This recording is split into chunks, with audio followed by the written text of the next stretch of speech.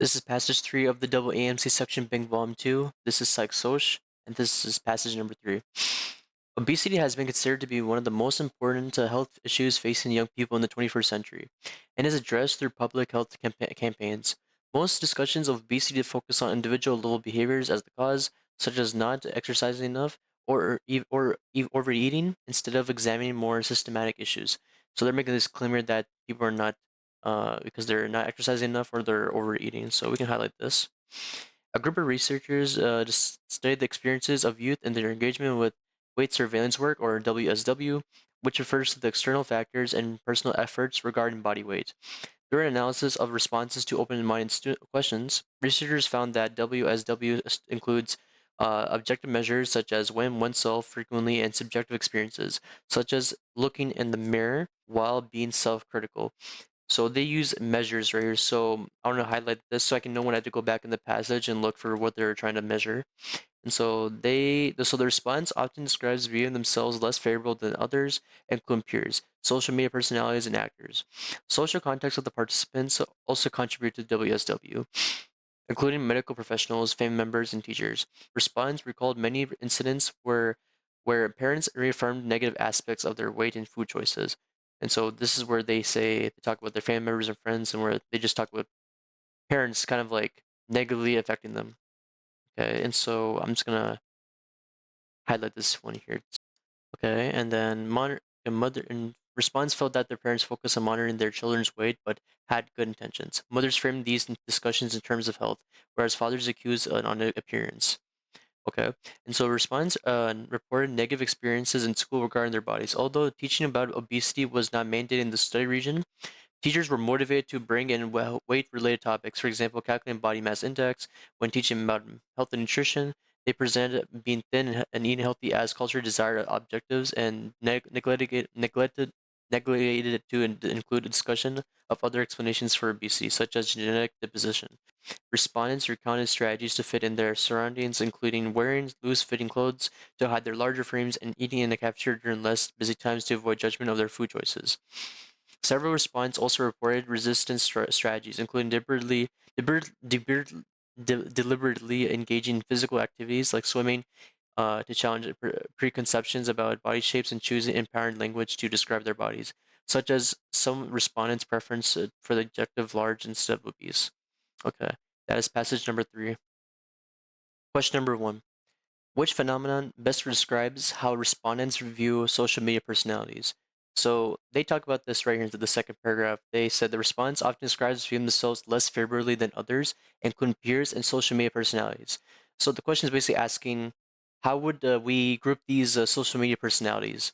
Okay, so let's just go through these answer choices one by one. It's an A, secondary group.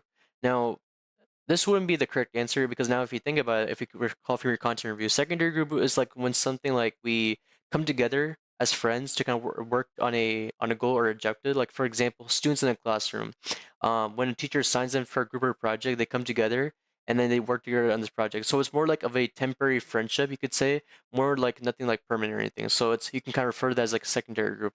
But thing is though, it's like these people are not really meeting these personalities and they're not really like kind of working with them or like temporarily being friends with them. They're just comparing to them.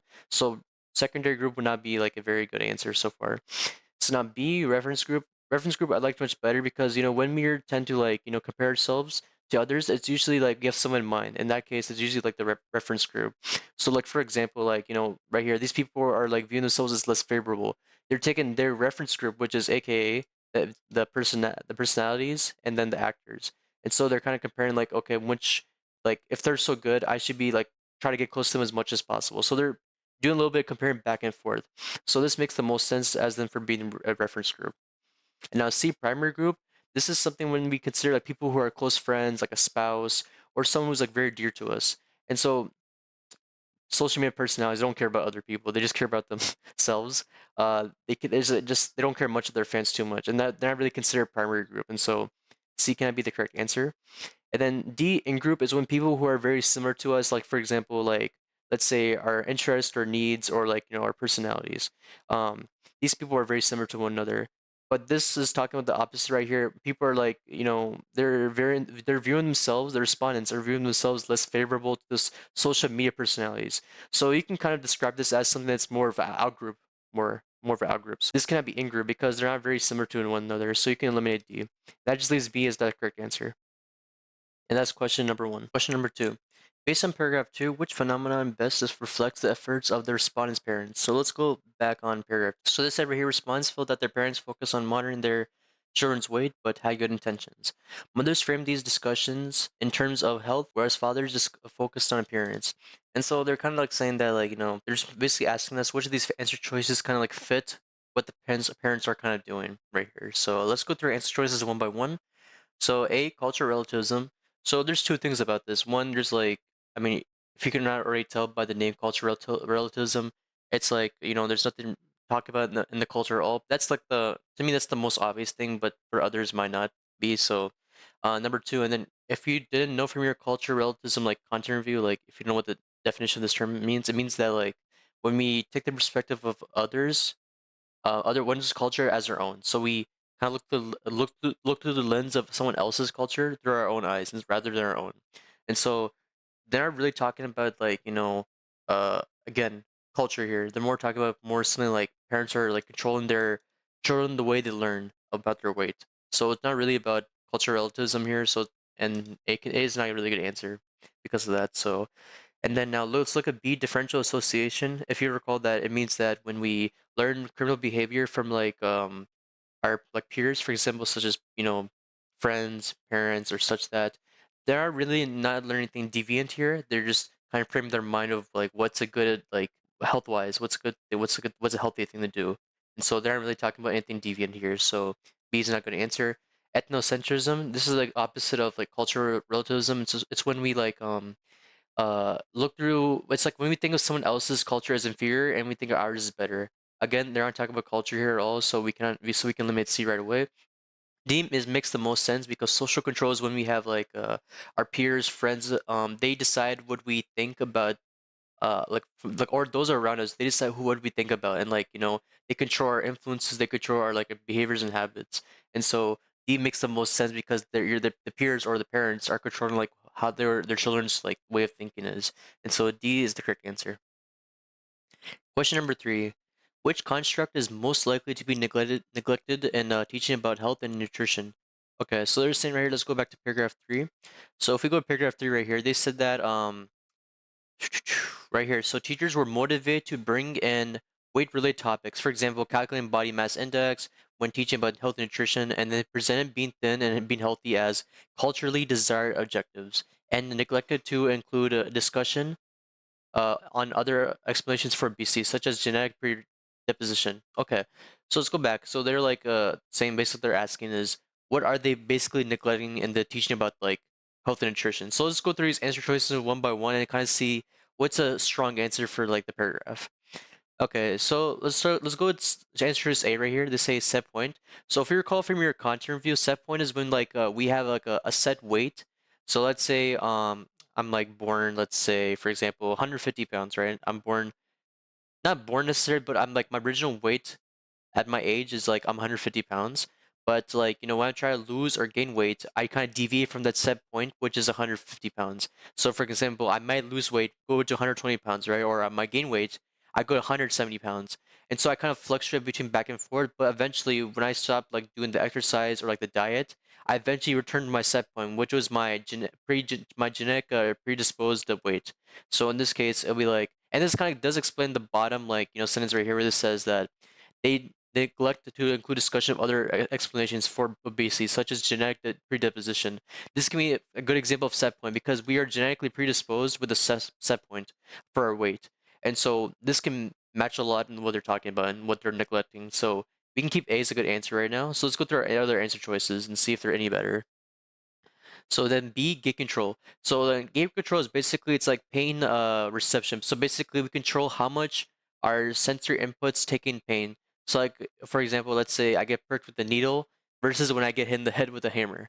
Um, the pain will be more if I get hit in the head, right? Because the gate control says that it will let more pain sensation come through if the stimulus is strong enough. In which case, hitting myself with a hammer is more painful than getting pricked by a needle because it's not that strong as versus getting compared to hitting by a hammer.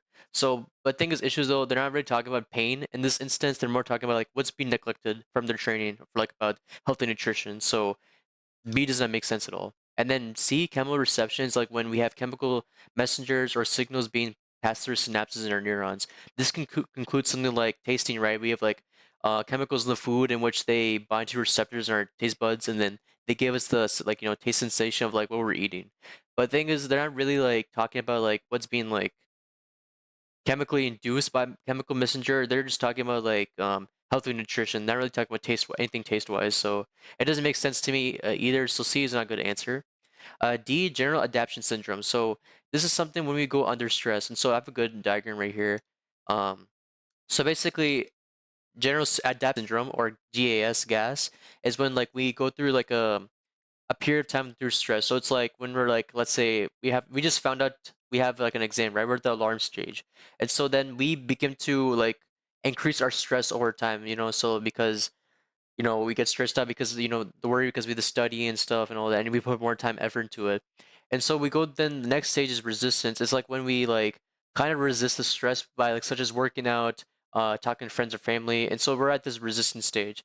And so then like when you're like kind of like finished or you're done taking your exam, you go through this thing called like exhaustion phase where like you kind of use all your resources to kind of help alleviate the stress. And so you kind of like run out of resources at that point. So basically, that's just the general rundown of gas. And so let's not go back to our answer choice.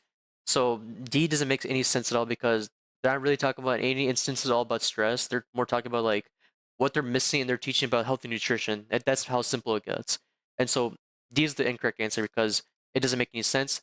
A makes the most sense because we're talking about weight here. And so if the researcher, if the teacher is talking about set point, then it would like make their understanding about themselves much better because we are all born with the set weight, and then if we deviate away from it, it'll come back to its original point if we stop exercising or dieting, or if we start dieting or exercising.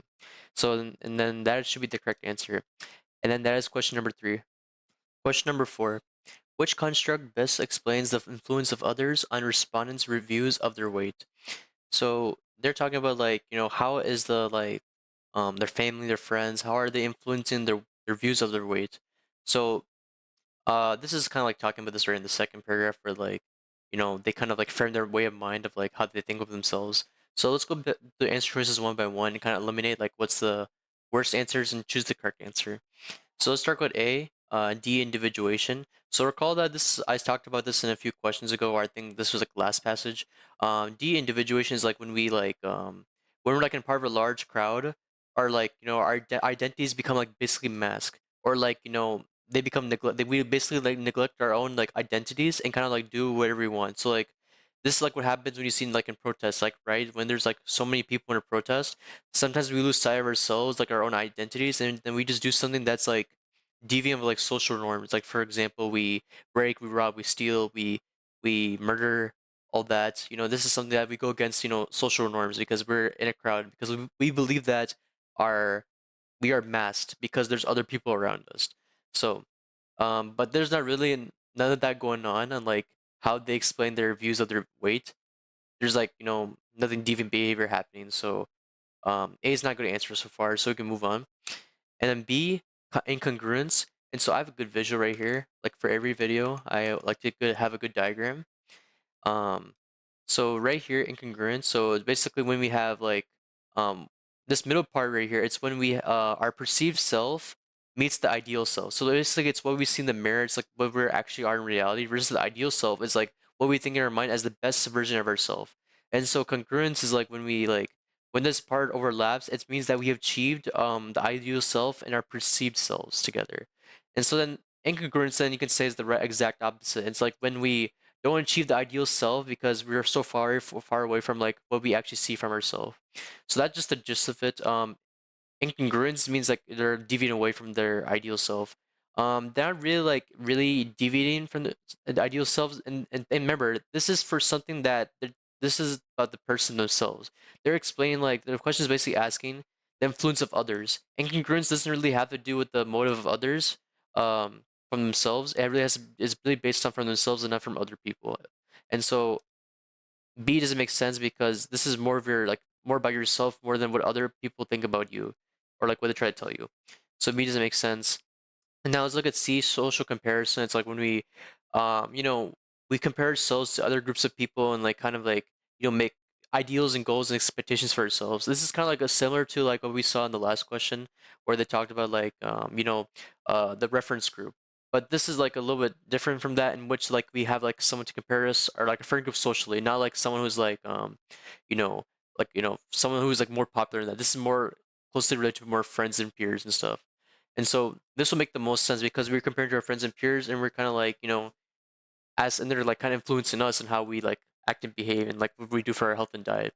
So C is like a good answer so far. And D, social inhibition. So if you're called for your content, this is like the exact opposite of social facilitation, which I talked about a few videos ago.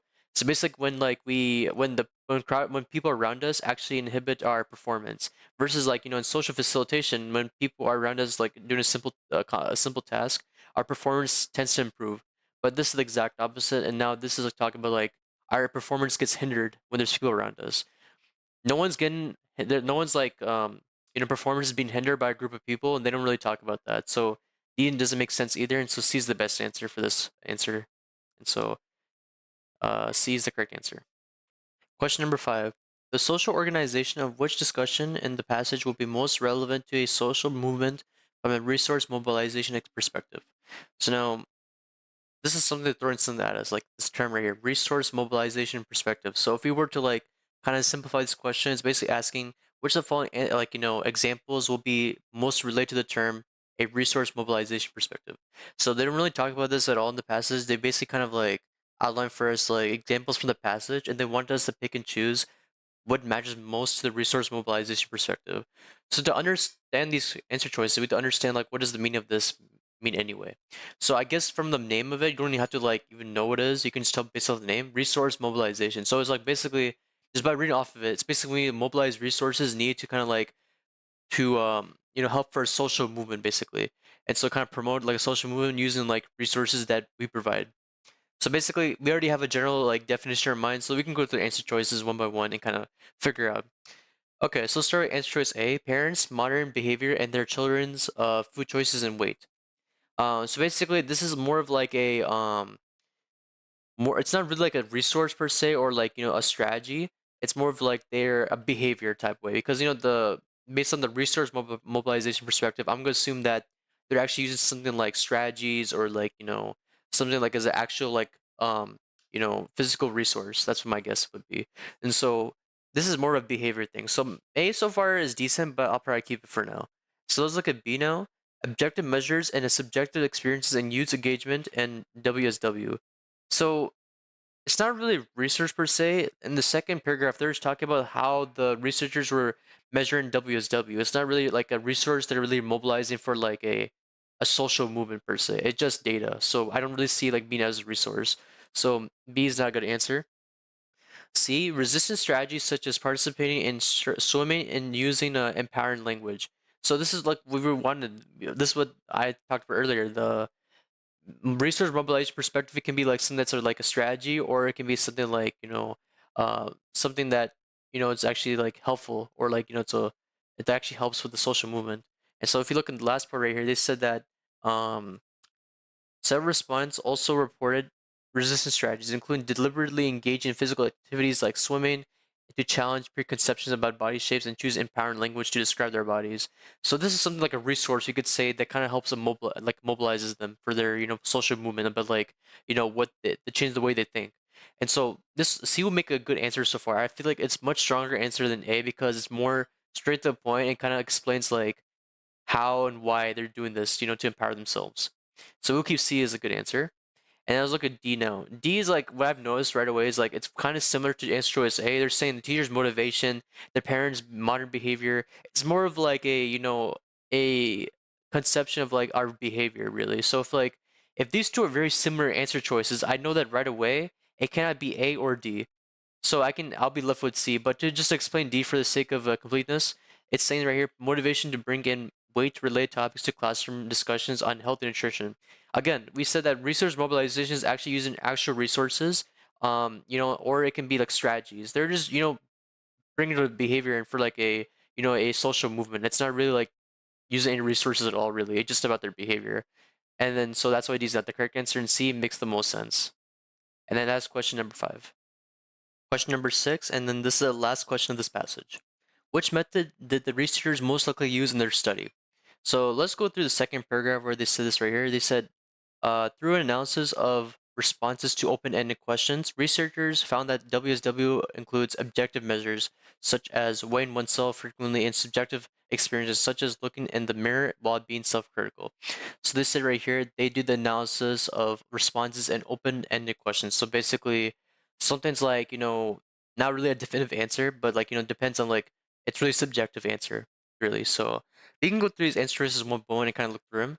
So let's look at A. So A, survey. So right away, if I were like a test taker, I would know that survey is like a very good answer because they ask me questions, right? That would be like our first instinct, and that would be honestly me also. But you gotta realize something. A survey is like something where it kind of collects statistical data. For example, it kind of like a question of a survey was something like it's more close-ended. They'll ask a question like, and then they'll give you like answer choices. Like for example, rate this on a scale 1 through 5, right? It's not really like an open-ended answer. It's not really subjective. It's more of like a closed-minded one.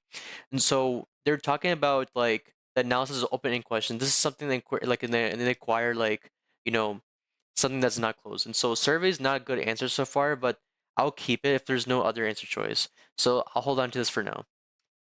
B, experiment. And so recall that experiment for the experiment to be like successful, it has to have a control group and the actual experimenter group. And so we're kind of testing if like there's a cause and like in a relationship between two different things.